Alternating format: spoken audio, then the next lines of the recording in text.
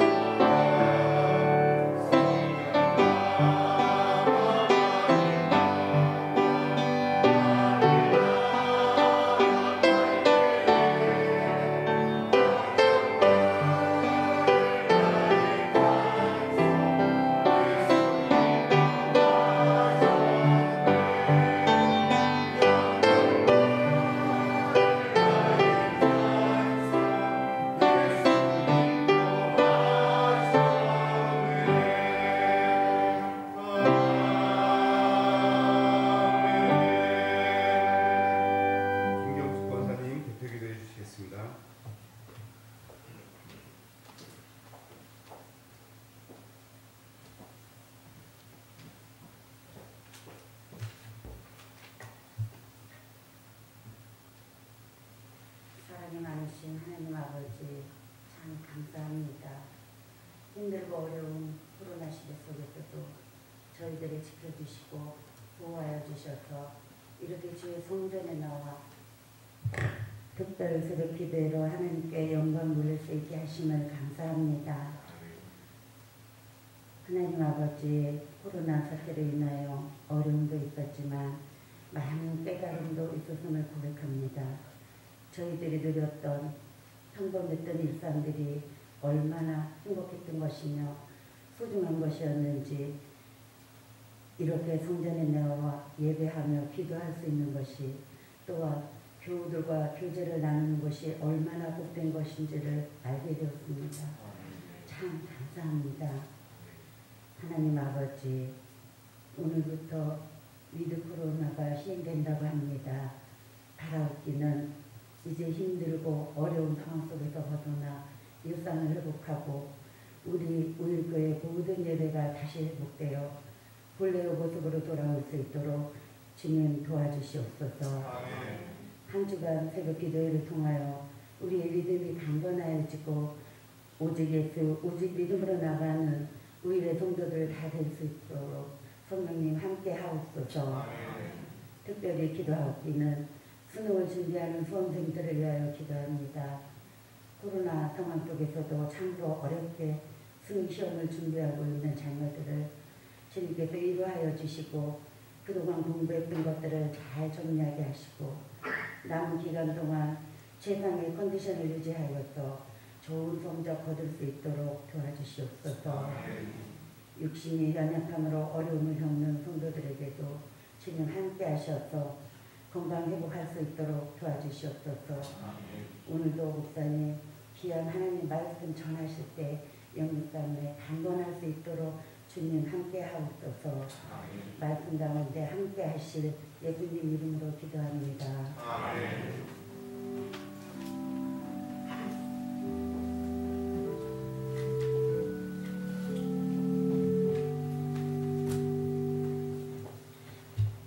함께 보실 하나님의 말씀은 창세기 41장 37절에서 43절의 말씀입니다.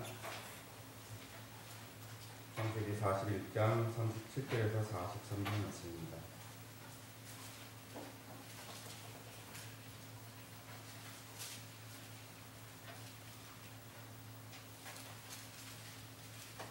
한 절씩 교독하도록 하겠습니다. 바로와 그의 모든 신하가 이 일을 좋게 여깁니다.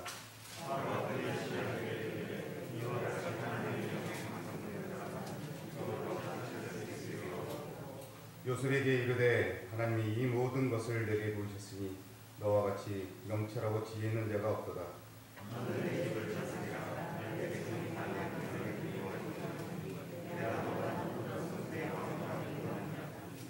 바로가 또 요셉에게 이르되 내가 너를 애굽 온 땅의 총리가 되게 하노라 하고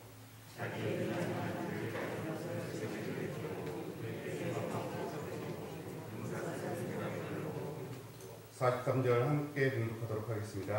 자기에게 있는 복음서에 그를 태우게 우리가 그의 앞에서 소리치기를 엎드리라. 바로가 그에게 애굽 전국을 승리로 다스리게 하였더라. 아멘. 담임 목사님 나오셔서 큰일 회복이라는 제목으로 말씀 기도해 주시겠습니다. 할렐루야. 주의 이름으로 축복합니다. 이 새벽에 기도하는 여러분들 하나님께서 틀림없이 응답해 주시고 여러분은 틀림없이 복된 사람이 될 것입니다. 회복력 수업이라는 그 책이 있어요. 그 책에서 저자는 이렇게 얘기합니다. 우리는 언제든 실패할 수 있고 상처받을 수 있고 실망할 수 있고 원치 않는 이별과 질병을 마주할 수 있으며 수많은 불확실성 앞에 놓여 있다. 살면서 갑작스럽게 발생하는 일들은 순식간에 인생을 송두리째 흔들어 놓거나 파괴한다. 우리가 경험하는 모든 실패는 회복력을 키울 수 있는 좋은 기회다 라고 얘기합니다. 2020년 시작하면서 저는 목회에 대한 큰 꿈을 가지고 있었습니다. 특별히 다음 세대를 살리고 세우는 교회라는 꿈을 가지고 있었어요. 그때 우리 교회는 교회학교가 이렇게 굉장히 성장하고 또 부흥하고 있는 상황이었어요. 제 친구 중에 이 교회학교를 전문적으로 사역하고 있는 친구가 있는데 이 친구가 하는 얘기가 한국에 있는 대다수 교회들이 다 교회학교가 마이너스 부흥, 그러니까 침체하고 있다. 그래서 교회학교가 부흥하는 게 굉장히 힘들다, 어렵다. 대부분의 교회들이 지금 교회학교가 다 이렇게 마이너스 성장하고 있다라는 거예요. 그런데 우리 교회는 계속해서 부흥을 하고 있었어요. 그래서 저는 이 기회에 다음 세대를 살리고 키우는 교회 한번 이뤄보자. 멋지잖아요? 아멘은 해주세요, 이럴 때. 정말 멋있지 않습니까? 그런 꿈을 가지고 2020년을 시작했어요. 그런데 웬걸 코로나가 왔어요. 코로나가 오자 교회에서 하는 모든 사역들은 다 중지되고요.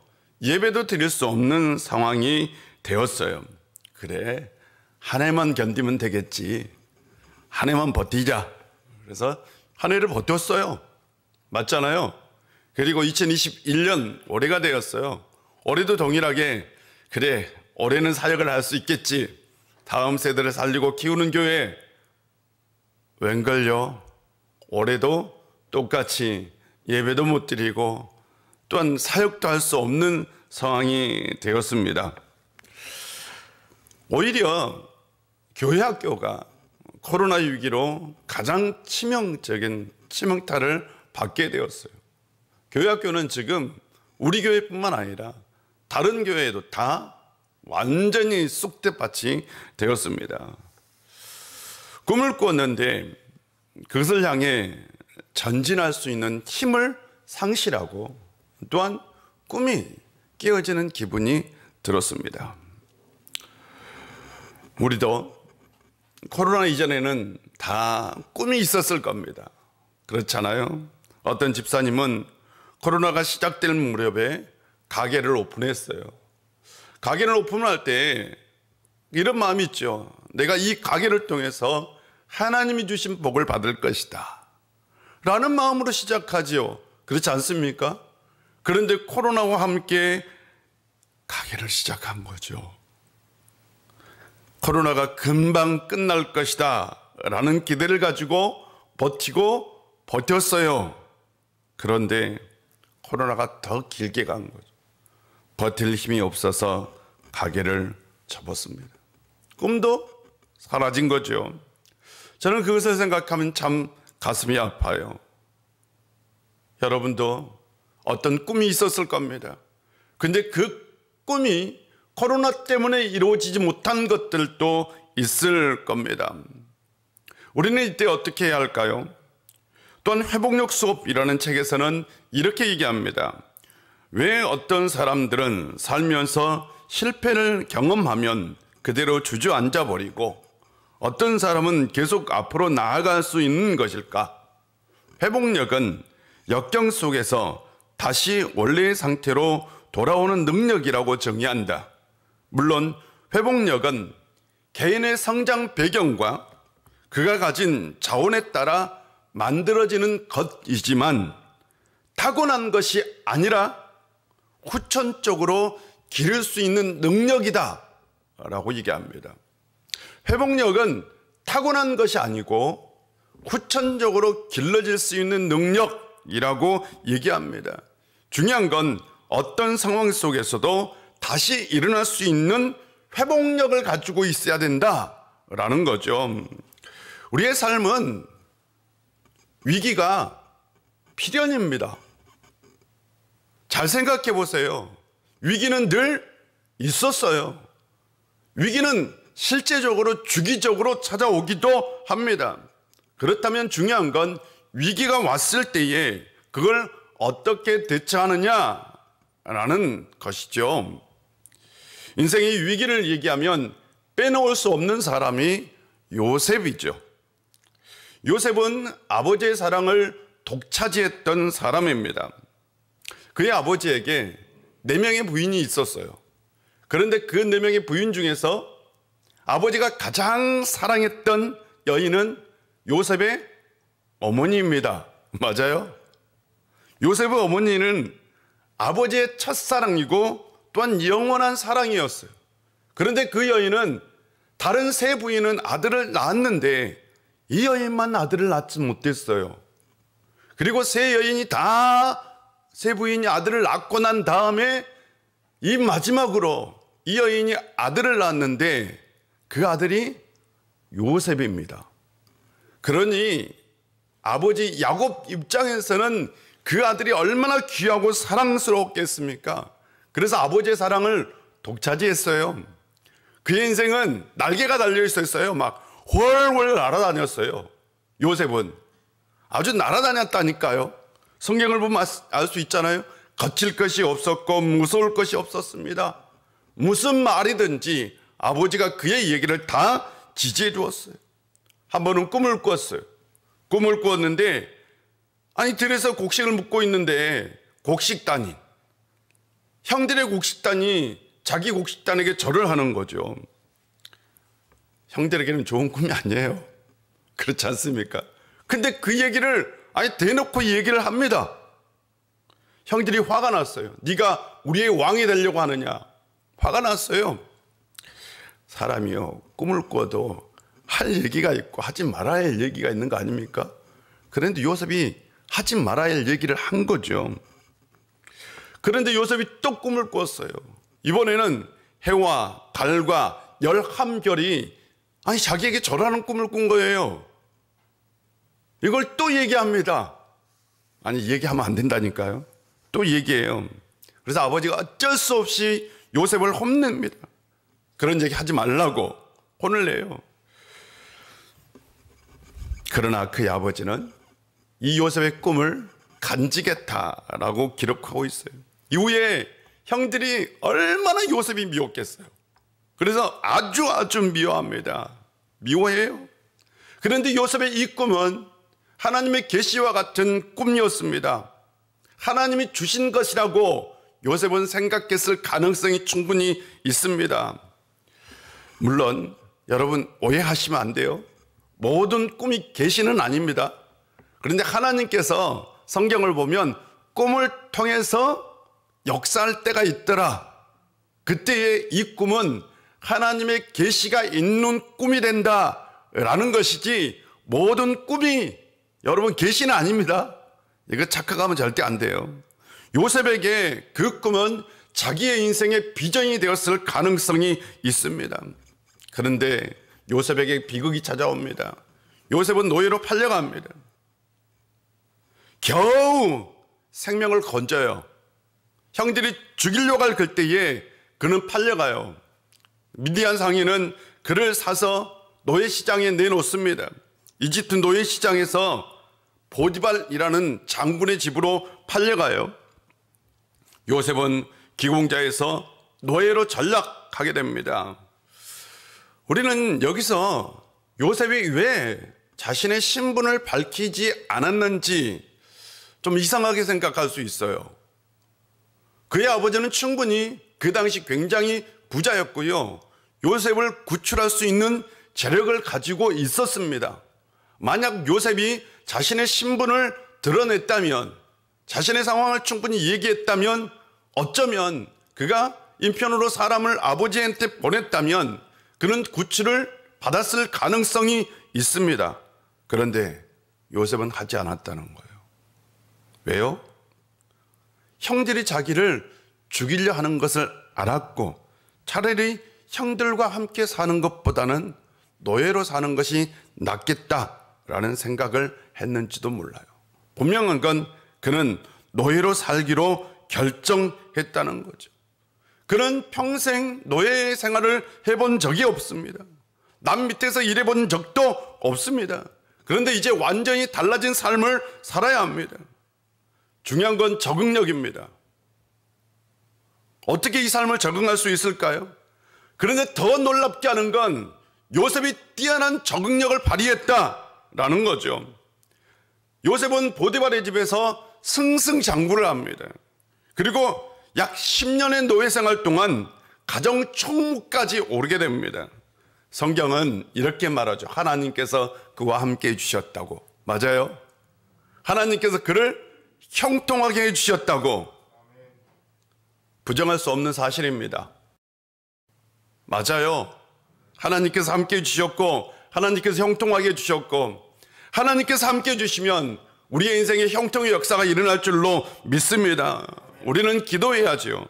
그러나 우리가 놓쳐서는 안 되는 건 요셉의 적응력, 요셉의 회복력이라는 거죠. 요셉은 적응력과 회복력이 매우 뛰어났던 사람이죠. 왜 이런 능력을 가졌을까요? 하는 거예요. 그는 어려서 어머니를 잃었던 사람이에요. 맞아요? 몰라요? 어머니가 동생을 낳다가 죽게 되었어요. 아마 굉장히 힘들었을 겁니다. 치열한 경쟁 가운데 있는 상태예요. 지금 아들들 가운데. 맞지요? 그렇잖아요? 경쟁 가운데 있었어요. 그런데 그는 어머니가 죽고 나서도 의기소침하지 않았어요. 뭘 보면 알 수 있느냐? 그가 그런 이상한 꿈을 꾸고도 형들 앞에서 당당하게 얘기를 했다는 거예요. 그는 어머니의 죽음을 통해서 의기소침한 것이 아니라 인생의 삶을 배우는 거죠. 그래서 어머니의 인생을 통해서, 어머니의 그 죽음을 통해서, 인생의 고통을 통해서 인생의 회복력을 길렀을 가능성이 충분히 있습니다. 노예로 사는 것 쉽지 않아요. 당장 그에게 시급한 건 언어를 습득하고 소통하는 문제였던 겁니다. 또한 노예는 시키는 대로 다 해야 합니다. 굳은 일도 다 해야 합니다. 그런데 그는 놀랍게 적응합니다. 약 10년 만에 가정의 총무까지 오르게 되죠. 그 당시 가정의 총무는 집사와 같은 사람이에요. 집사. 그 집의 집사. 엄청난 승진입니다. 대부분의 가정의 집사는 평생 동안 주인과 함께한 사람이 합니다. 맞아요?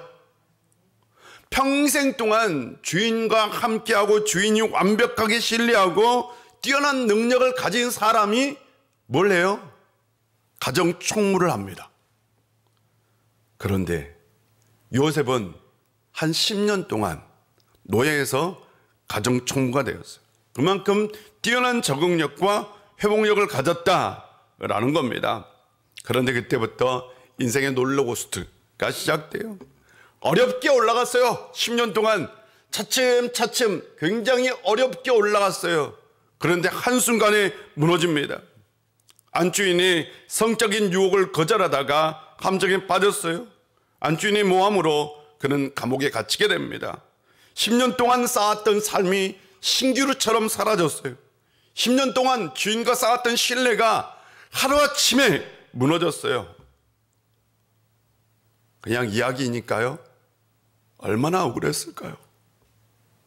얼마나 슬펐을까요? 정말 고통스러웠을 것 같아요.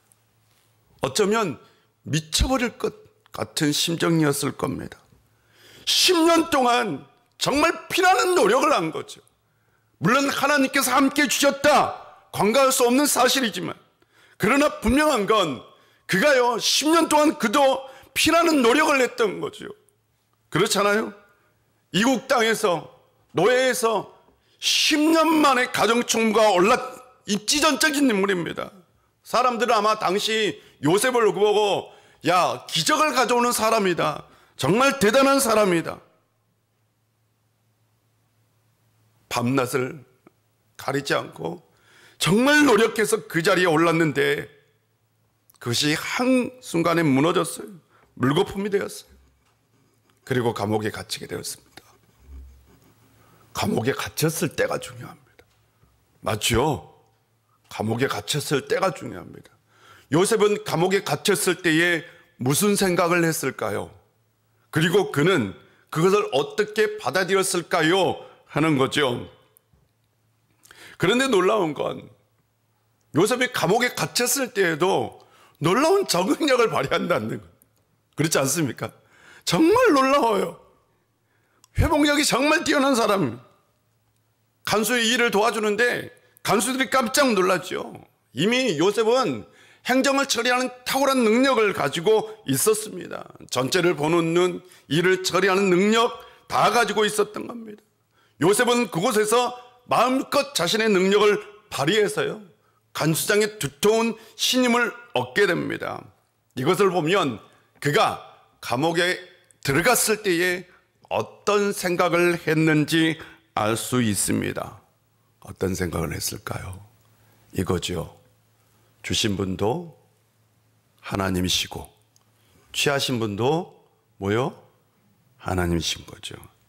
자기가 가정 총무가 되게 하신 분도 누구요? 하나님. 가정 총무를 거둬가신 분도 하나님. 하나님이 함께 하시면 못할 게 없는 거죠. 내가 이루었다, 내가 이룬 것인데 내 의의를, 내 업적을 생각하면 억울하고 심장, 온 인생이 다 무너질 일입니다. 그런데 하나님께서 함께 해주셨다, 하나님이 주신 거다 라는 것이니까 마음이 편한 거죠.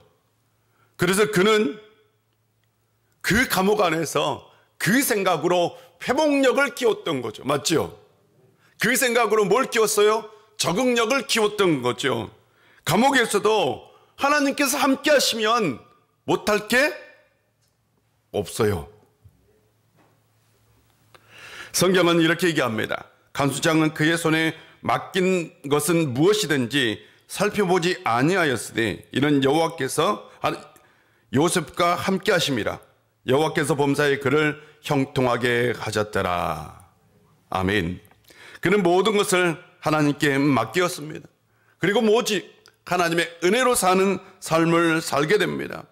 자신의 의나 자신의 공로를 내세우지 않았어요. 만약 그가 자신의 공로나 자신의 은혜를 내세웠다면 그는 큰 시험에 들었을 겁니다. 어쩌면 감옥에서 자포자기 했을 겁니다. 그런데 요셉은 그렇지 않았다는 거예요. 그의 삶의 자세는 더욱더 회복력을 증가시켰을 뿐입니다. 감옥에서 회복력이 다시 자리를 잡게 되자 또 다른 기회가 찾아옵니다. 어느 날 왕의 신하 두 사람이 감옥에 갇히게 되었어요. 한 사람은 술잔을 맡은 시종장, 한 사람은 빵을 맡은 시종장입니다. 아마 무슨 문제가 생겨서 그것을 해결할 수 없어서 그냥 둘 다 감옥에 가둔 것 같아요. 그런데 이 두 사람이 하루는 꿈을 꾸었어요. 꿈을 꿨는데 정말 이상한 꿈인 거죠. 그래서 요셉에게 물었어요. 이 꿈이 어떤 꿈이냐? 요셉이 해석을 합니다. 술을 맡은 이 시종장은 사면될 것이고, 그리고 빵을 구워 올리는 시종장은 목이 베일 것이다. 와, 이렇게 해석하는 사람도 정말 대놓고 하는 사람도 있어요. 예, 합니다. 그런데 정말 사흘 후에 바로의 생일이었는데 그 일이 실제가 됩니다.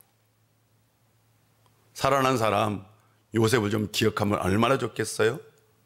요셉을 잊어버려요. 그리고 만 2년이 지났어요. 만 2년이 지났을 때에 또 그 나라의 왕 바로가 정말 이상한 꿈을 꾸고 또 꿈을 꿉니다.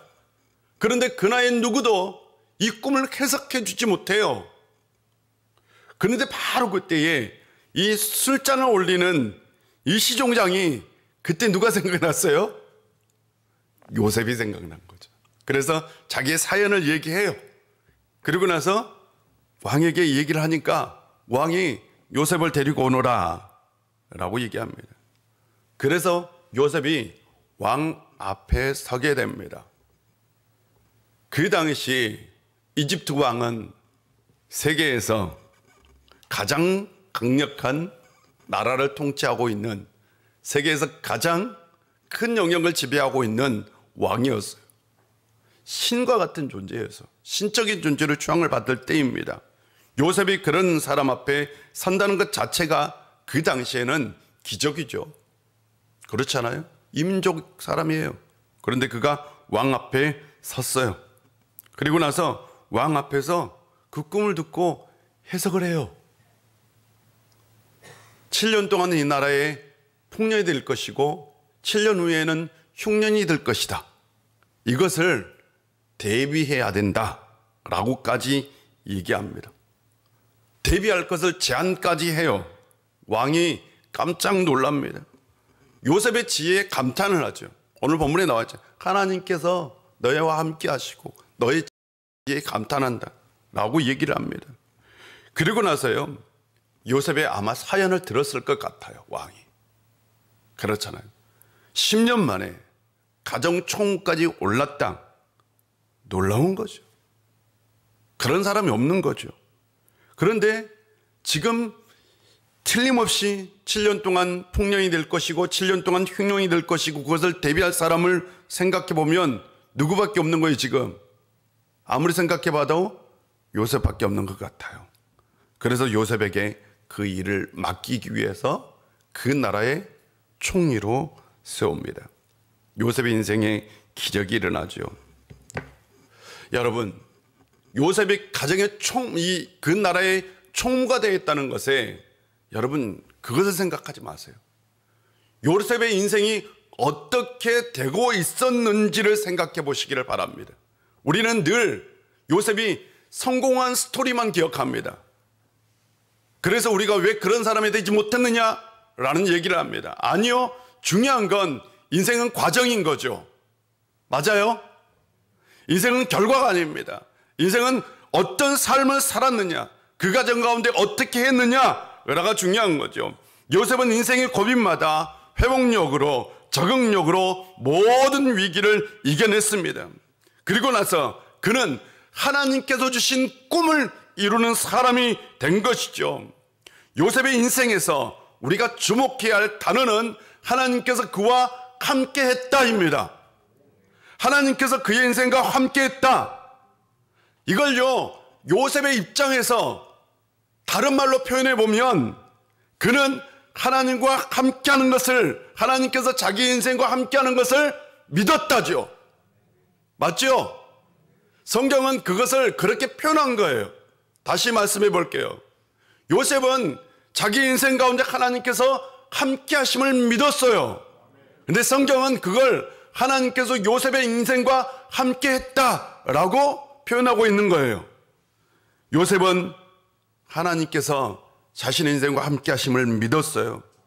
그래서 자기 인생을 맡겼던 겁니다. 하나님께 자기 인생을 맡긴 사람은 고난이 아닙니다.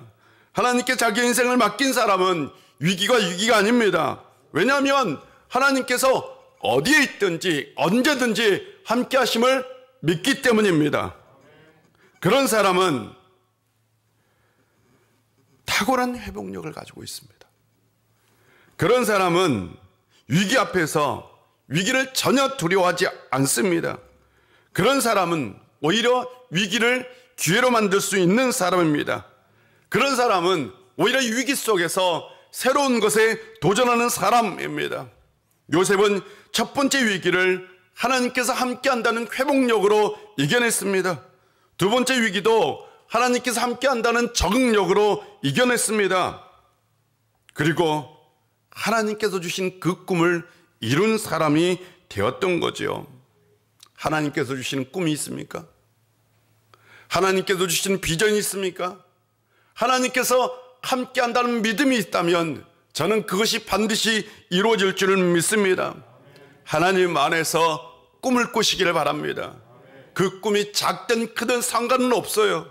중요한 건 내가 하나님 안에서 비전을 가지고 꿈을 가지고 산다는 것이죠. 이건 나이와도 상관이 없습니다. 그렇지 않아요? 전혀 상관이 없는 거예요. 내가 나이가 얼마를 가지고 있든지 하나님 안에서 하나님이 주신 소중한 비전과 꿈이 있다면 그 꿈이 하나님이 함께한다는 믿음 가운데 반드시 이루어질 줄 믿습니다. 코로나의 위기를 교회도 여러분도 저도 하나님이 함께 하신다는 회복력으로 이겨낼 수 있는 그런 삶을 사는 우리가 되었으면 좋겠습니다. 기도하겠습니다. 이 시간 우리 기도할 때요, 우리 다 같이 기도하는 시간을 좀 갖겠습니다. 이 시간 기도할 때에 이렇게 기도합시다. 하나님, 이 시간 우리 가운데 하나님께서 함께 한다는 믿음을 주옵소서. 하나님께서 함께 한다는 인생의 회복력을 주옵소서.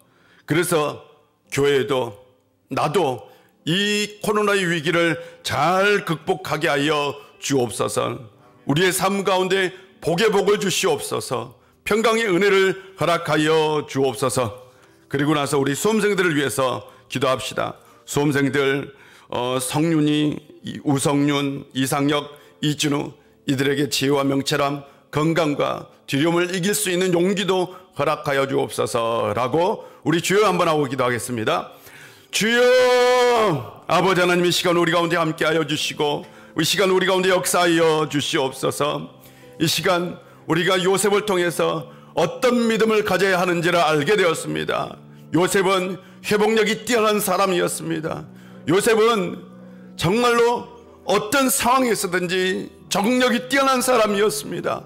아버지 하나님, 우리도 하나님께서 함께 하신다는 그 믿음을 가지고 이런 인생의 위기를 잘 극복할 수 있도록 도와주시옵소서. 진정 믿음 안에서 인생의 회복력과 적응력을 가지고 하나님이 주신 꿈과 비전을 이룰 수 있는 저희들 될 수 있도록, 오늘 또 신앙으로 한 걸음 한 걸음 나아갈 수 있는 저희들 될 수 있도록 하나님이 친히 우리 가운데 역사하여 주시고 우리를 붙들어 주시옵소서. 아버지 하나님, 코로나 위기로 우리의 꿈이 무너지는 것을 경험했습니다.